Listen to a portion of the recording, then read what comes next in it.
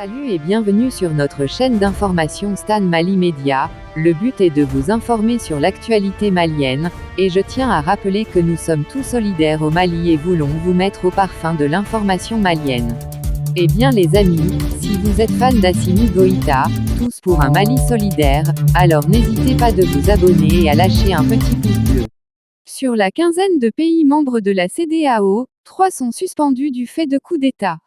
Il s'agit du Mali, de la Guinée-Conakry et du Burkina Faso.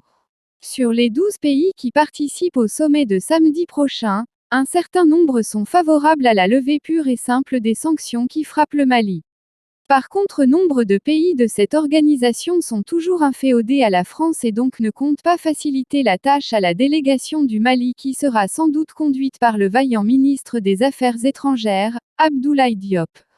Depuis maintenant 4 mois, notre pays est sous les sanctions économiques et financières imposées par la CEDEAO aux fins de contraindre les autorités de la transition à organiser rapidement les élections en vue d'un retour rapide à l'ordre constitutionnel.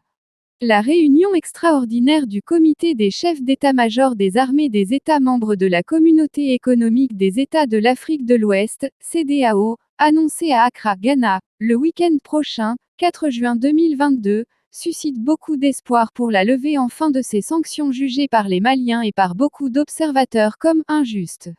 En effet, la médiation du président togolais Faure Gnassingbé, appelée à la rescousse en début par nos autorités, serait sur le point d'aboutir. De ces missions discrètes au Mali et dans les autres pays, on en tire des bénéfices et des arguments qui plaident en faveur du Mali.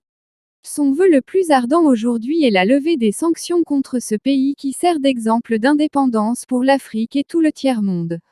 Depuis l'annonce de la tenue de ce sommet, de nombreuses sources politiques et diplomatiques ne cessent d'évoquer une possibilité de compromis sur une prolongation de la transition de 16 à 18 mois dans notre pays. Les avancées sont significatives et les perspectives sont bonnes. Mais il est encore trop tôt pour s'avancer, a récemment confié à la presse internationale un acteur central des négociations en cours. Selon nos informations, le cercle des dirigeants opposés à la levée des sanctions contre le Mali s'est beaucoup rétréci. Les irréductibles restent les présidents Mohamed Bazoum du Niger et Alassane Dramane Ouattara de la Côte d'Ivoire qui roulent ouvertement pour leur homologue français, Emmanuel Macron, qui ne souhaite que voir les autorités maliennes agenouillées à ses pieds pour demander pardon. Mal élu, Bazoum joue le rôle de « nègre de maison » pour le bon vouloir de Macron qui le manipule. Ayant une peur bleue des coups d'État, il craint la contagion. Idem pour Alassane Ouattara qui représente aujourd'hui, après Houët-Boigny, le parrain africain de la France-Afrique.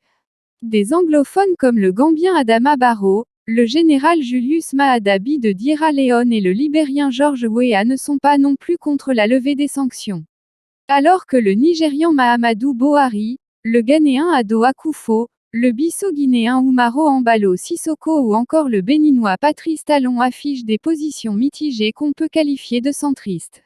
Sinon le président Macky Sall du Sénégal semble avoir mis beaucoup d'eau dans son bissap, d'Ablénin, sous la pression du milieu des affaires au bord de l'étouffement. Des opérateurs économiques et autres industriels du Sénégal l'ont rencontré, il y a quelques jours, pour lui faire l'état de leurs pertes consécutives à l'embargo imposé au Mali. Certains craignent même de mettre la clé sous la porte. Le Sénégal est le pays qui souffre le plus des conséquences de cet embargo.